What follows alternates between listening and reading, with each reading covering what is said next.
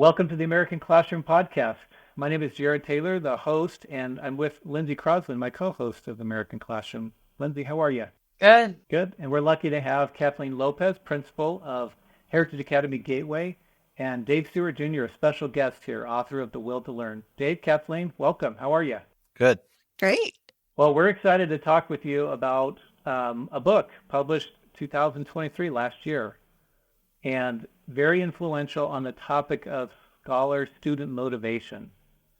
And Dave, first off, I want to congratulate you for writing a book and living to tell about it. That's a big deal. Yes. Books are not an easy lift. And I don't know that your book could have been timed better. I remember, well, it was right after COVID, and a math teacher from Yuma, Arizona called me and just described how a different student motivation was before COVID and after COVID. And so when your book came out, I thought, man, this guy's in tune. He touched a very important part for what teachers are being challenged with right now. I'd love for you to talk a little bit about what inspired you to write The Will to Learn and maybe what that concept means for you.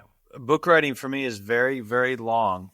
I think probably the idea for this book started maybe 10 years ago as I started to just ask myself, how can I boil down the most important things for a teacher to be good at? The idea being, if I could just be good at a few things, and then be an adequate teacher, do a good job, good by my students and good by my own personal life and need to have balance, it would be useful to know those things.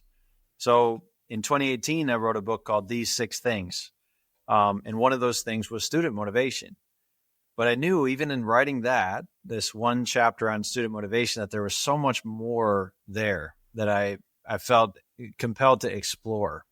And so as soon as that came out in 2018, I really began to write The Will to Learn. And, what that teacher from Yuma described for you, Jared, makes total sense. I don't know a single educator who hasn't noticed a more severe, an increased severity in problems with student motivation post-COVID. Everybody's experienced that. And I have too. In my own classroom this year, it seems to be there are more problems in this area than ever with the students that are coming to me in the 9th grade. So I'm super grateful that the topic that I chose to write about all those years ago is one that still today is super engaging and important for me, more than ever. But it's also a really timeless problem. How do we help young people to care about the work of learning? That's really what the book's about. That's what it means to me, is how do I help you to care about this work of learning that we're doing? How do I make this something that you get to do versus something that's being done to you?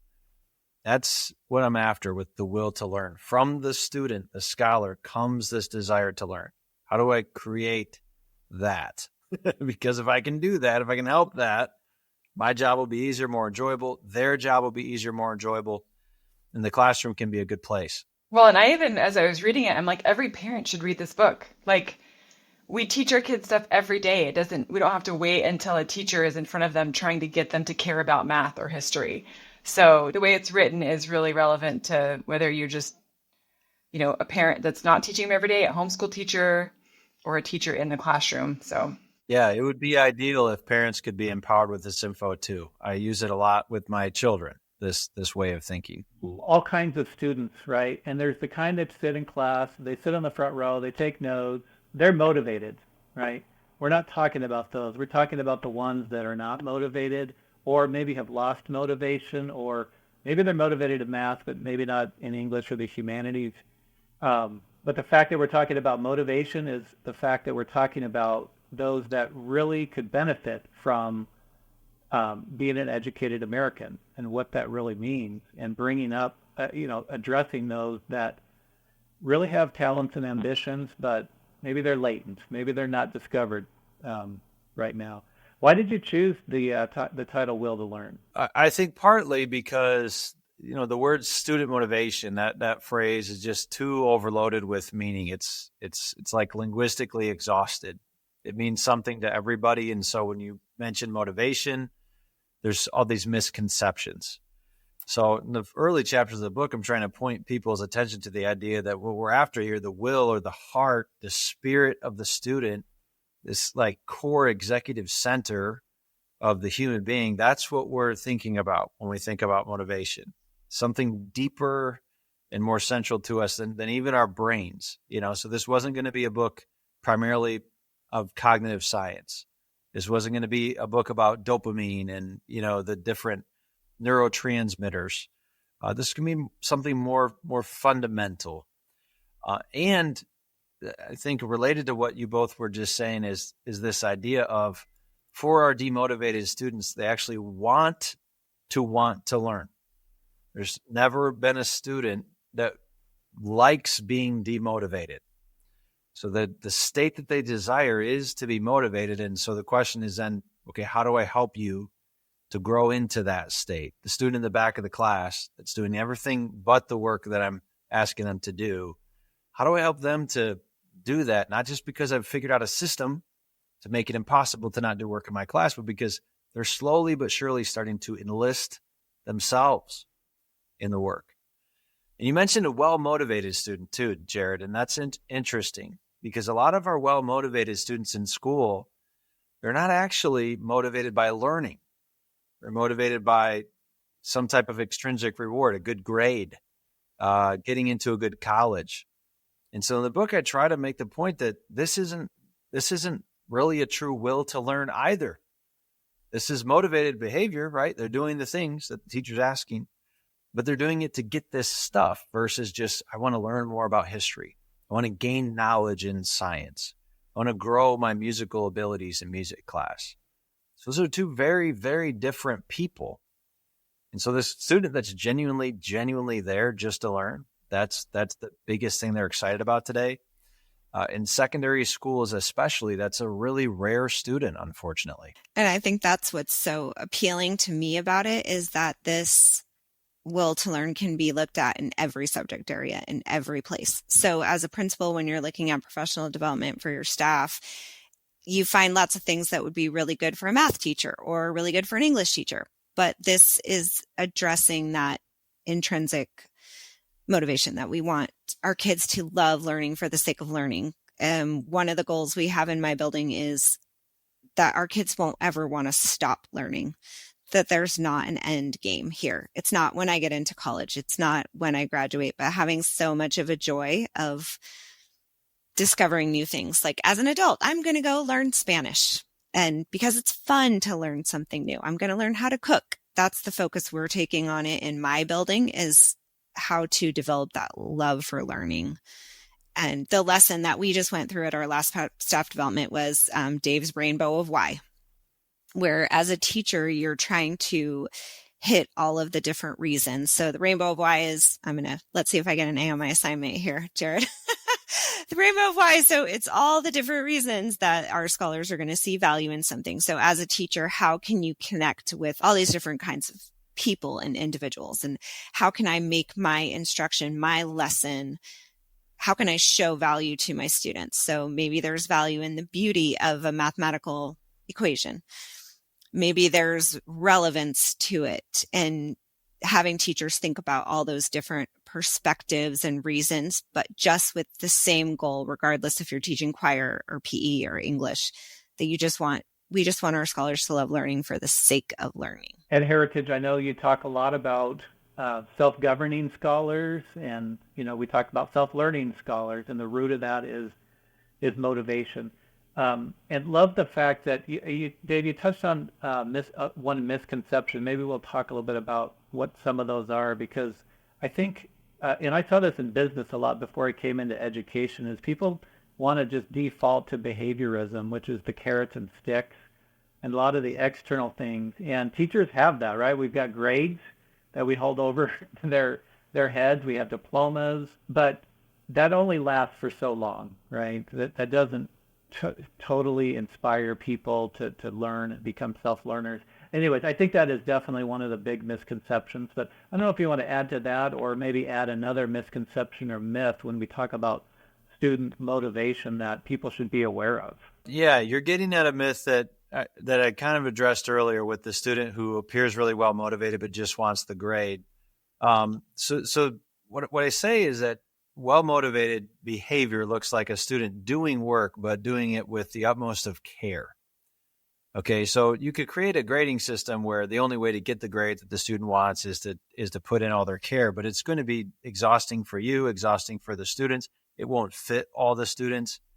And so really the most efficient means is to cultivate, what Kathleen just mentioned, value, the belief that learning is valuable.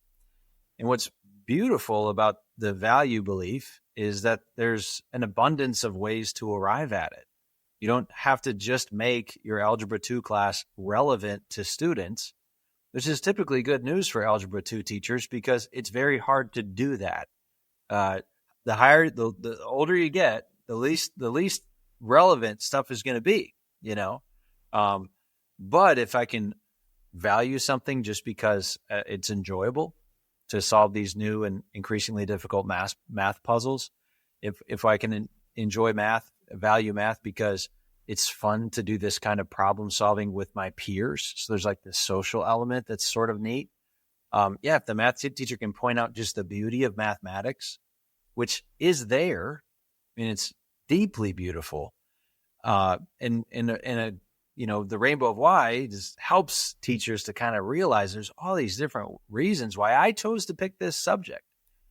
So it's kind of inviting us teachers to rediscover even why we love learning.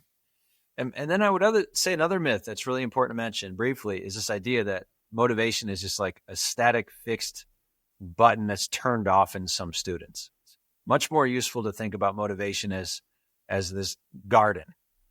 So the subtitle of the book is Cultivating Student Motivation Without Losing Our Own. And this metaphor of cultivation is really important because it suggests that any student's motivation can improve given the right conditions. Just like any garden's output can increase its yield given the right conditions.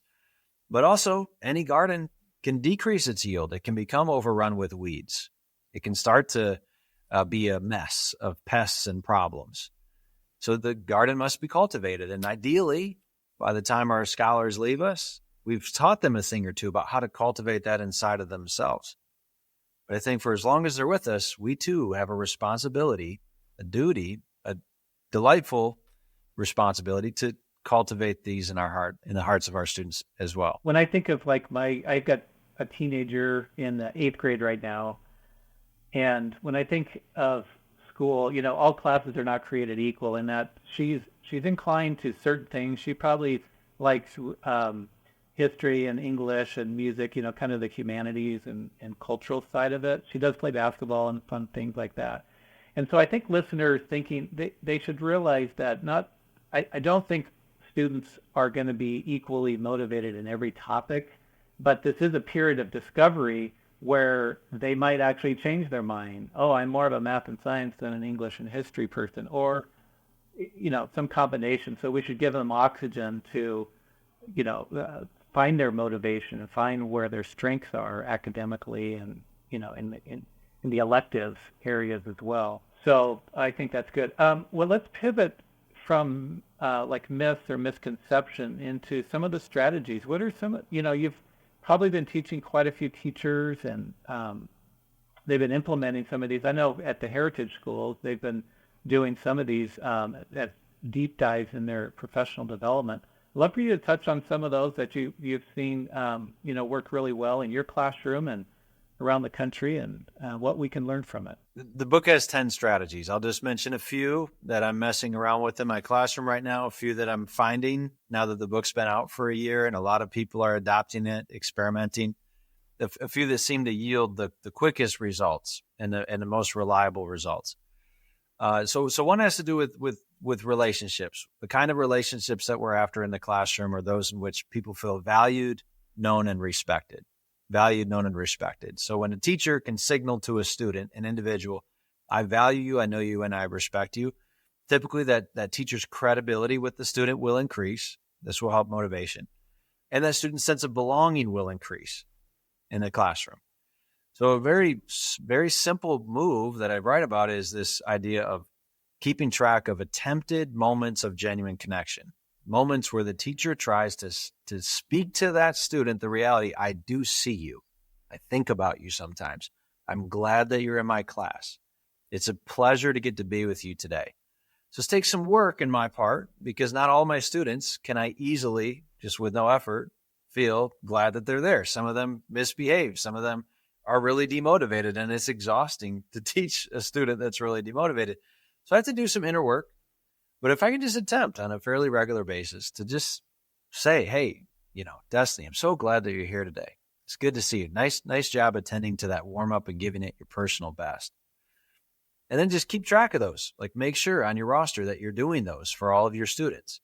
These brief little moments when they're distributed across an entire roster reliably will produce a change in specifically those students' perception of the teacher's credibility and those students' perception that they belong.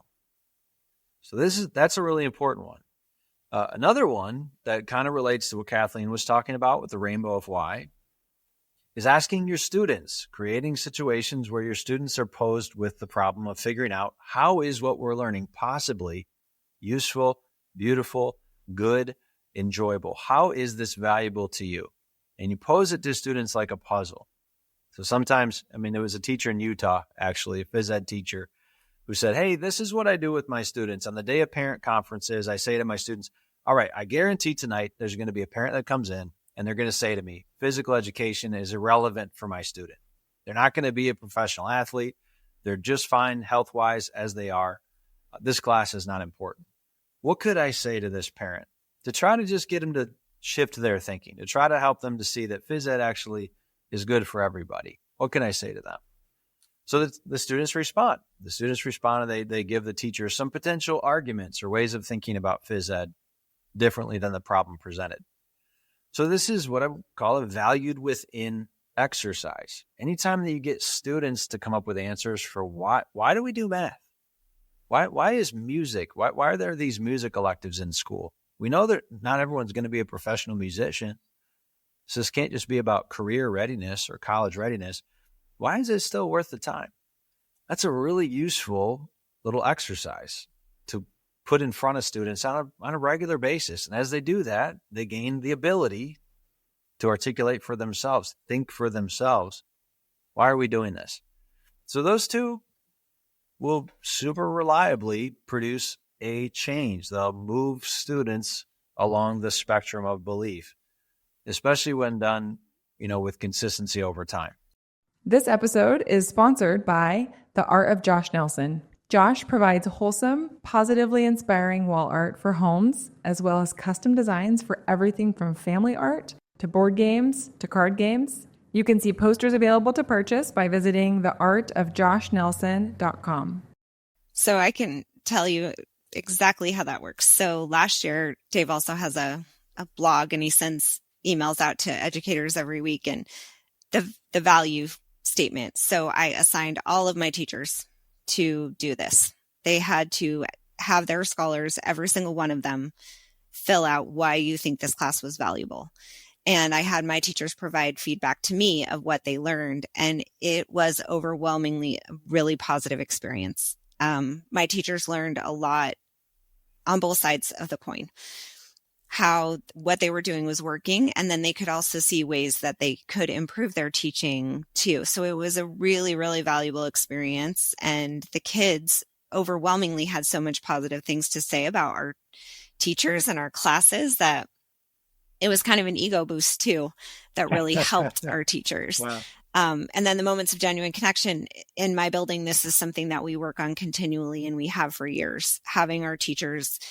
And it sounds silly to have to track it, but what I tell them is it's really easy to miss someone, and you make connections as a teacher naturally with different scholars, right? Like, oh, we're both interested in basketball, so we're going to talk about that. But making that point to stop every one of your scholars within a month or within 2 weeks or whatever it is helps build those relationships. And I've been a teacher for 27 years now. Relationships by far are the most important thing. And it's hard for teachers to make those with everyone. And this is a really positive way for them to interact with the scholars and keep track and making sure they're doing it with everybody. How have you seen, as you guys have practiced the moments of genuine connection, what are some of the results that have come out of that at your campus? So one of the biggest ones is teachers learning so much more about kids that they would not have learned about before. Maybe they're the quiet scholar, or they, like I said, they're interested in different things. I mean, teachers are just people too, right? So when you're standing the few seconds before the bell rings at the end of the day and, hey, who saw the Suns game yesterday? Or who went to the ASU football game? Those kids come to you. But doing this, my teachers have expressed how many more connections they've made. And they've seen scholars more comfortable coming in for help, more comfortable asking questions, class participation increasing, because it feels like a safer place. If Miss Lopez knows where I work, I mean, it's silly, right? I mean, when you say it out loud, it seems silly. Like, why? Because I know that she works at the Chick-fil-A. Does that mean I'm really connected to her? But it does. It does. It makes her more comfortable talking to me and asking me questions. And so I've gotten really good feedback from my teachers about it. So this last month in September, I've been just focused on this strategy and trying to just approach it with new eyes. And what I noticed is that on the one hand, it's exhausting, like especially in the beginning of the year, because like Kathleen is mentioning, you're kind of trying to build a little model of each person in your brain. I mean, when we know a person, that's what our mind is doing. I'm building a model of Kathleen in my brain as I'm getting to know her. So when you're a secondary educator, there's 130 or whatever kids on your roster. Like that is a very taxing situation. But once you've done that and you start to build these little models and you pull, like the student will just pop into my mind. Jacob popped into my mind a few days ago. I pulled him aside. I just said, hey, Jacob, when I was grading your papers, I just thought it really genuinely occurred to me, like, I'm so glad that you're in my class. You just bring a certain energy. The interaction you had with your peer the other day, I thought was really a gentlemanly thing to do. Like you're a stand-up guy. I'm glad to teach you. And he starts to share a little bit of like something that's really hard in his life. It's a pretty brief thing, but he kind of gives some vulnerability, right? And I just kind of listen to that. I said, thanks for sharing with me. Let me know if I can do anything to help. And it was a really powerful moment. It just popped out of this little tiny discipline of just, I thought about Jacob. I made a note, talk to Jacob tomorrow, pull him aside, did that. And now there's this like, quite a strong bond between he and I. That's really the fruit of, 2 minutes total of work, maybe 3. So that's like one of a dozen stories that I could share from the last month. Similarly small efforts, similarly kind of like surprisingly big results. Well, and what did it take you, about 30 seconds to give that compliment? I mean, he's probably going to run with that compliment for the next 30 years. And remember, oh, Mr. Stewart told me I was good at this. And I mean, that's one thing I really like about what you mentioned in that second strategy is that when you ask the why, the value, it reminds me of some comments a big entrepreneurial coach, Dan Sullivan, makes. He talks about how when people retire, they usually die really quick. And his point in that is they don't have much of a future because they think they've done everything and they don't have a lot of plans in the future. And so they don't have a lot to live for. And it's an interesting concept about this big future and these seeds that you're planting is like, why do you think that's important? Or how is that going to benefit you?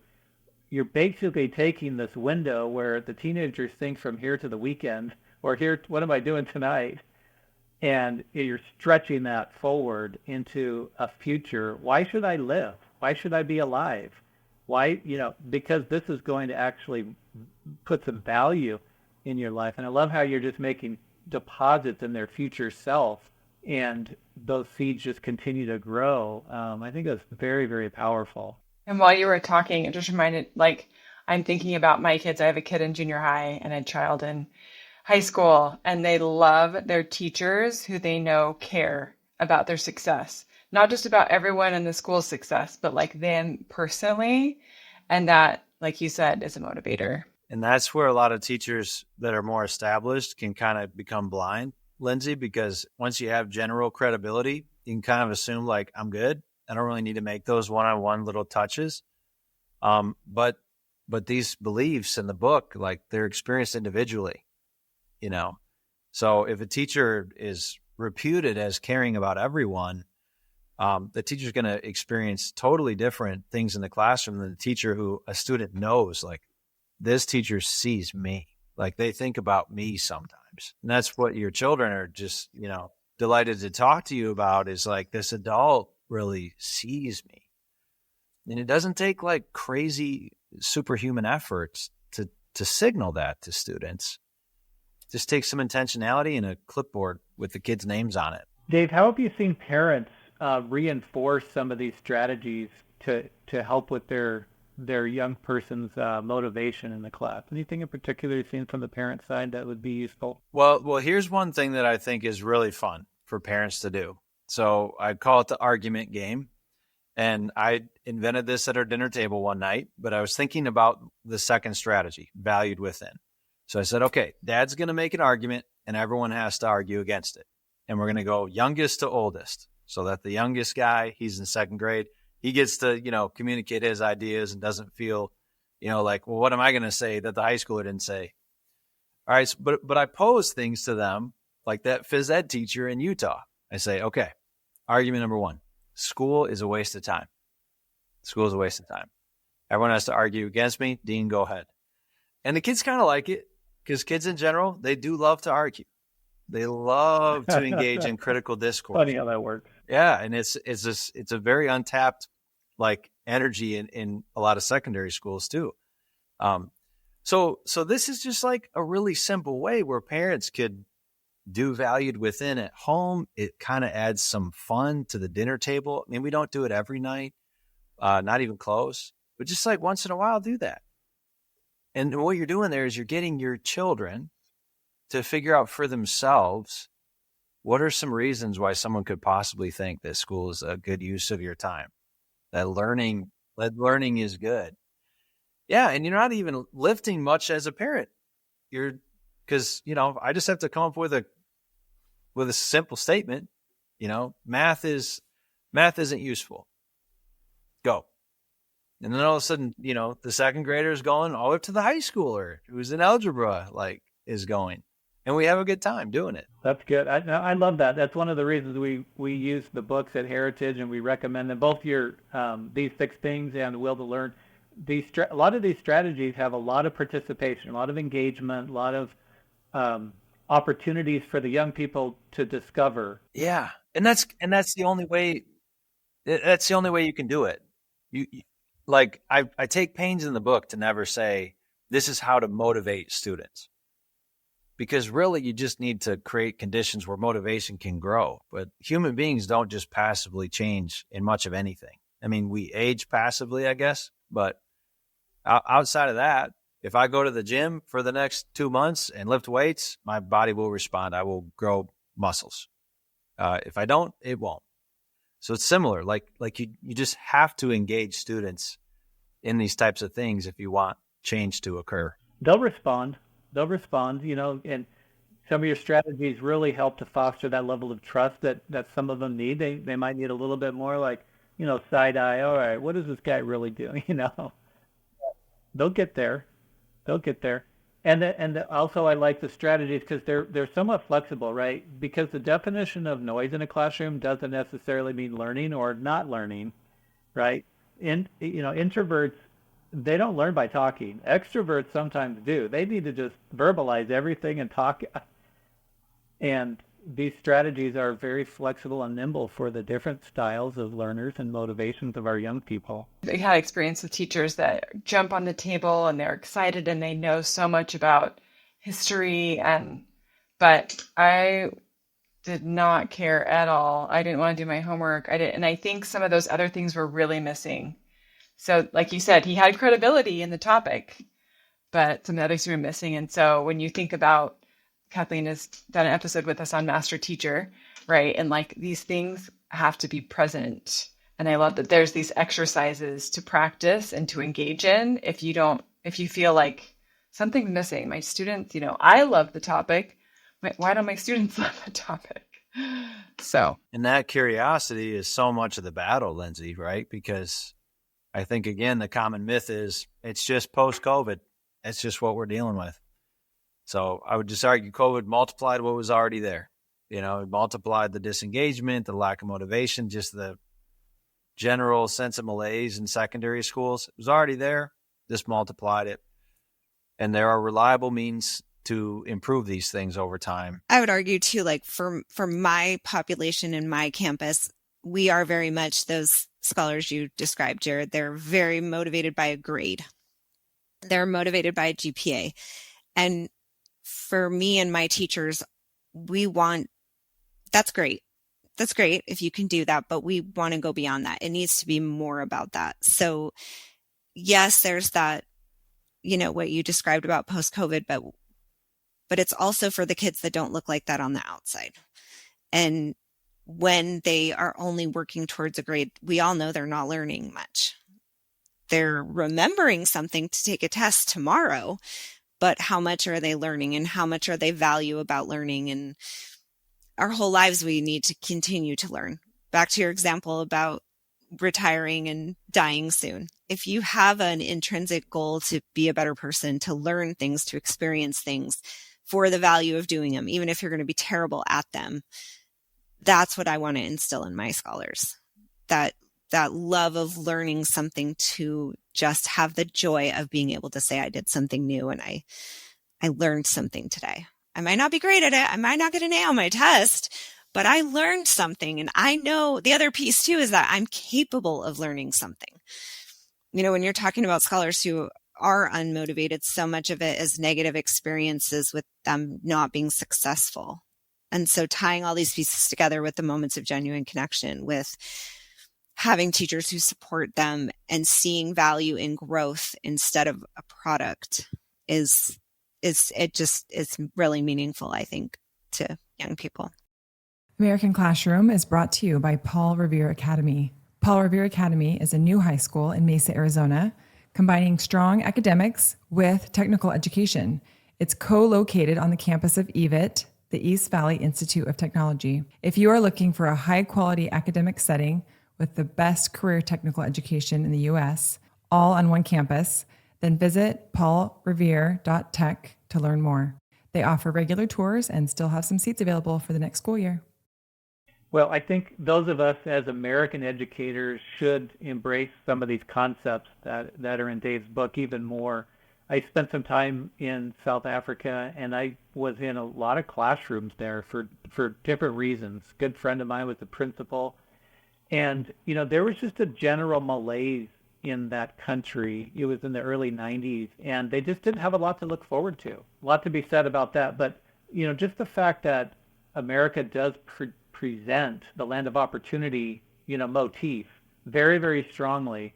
The entrepreneur can thrive. I mean, this is a place where they have a big future, and to create an environment where they can discover that and to see how, these subjects, this time in school can be well spent so they can fulfill the American dream, I think is kind of an obligation we have as American educators, for our young people. I don't know if anybody wants to comment on that, but that's one of the major thrusts of this podcast is, hey, because of the conditions we have to flourish in this idea we call America, we need to up our game in the classroom, and motivation is a big part of that. Yeah, until we, I think, get good at cultivating a will to learn in our schools, we will fail on that promise, because school will just be seen by many, even the grade earners, as sort of this irrelevant, grueling game, right? This obstacle in my way to real life.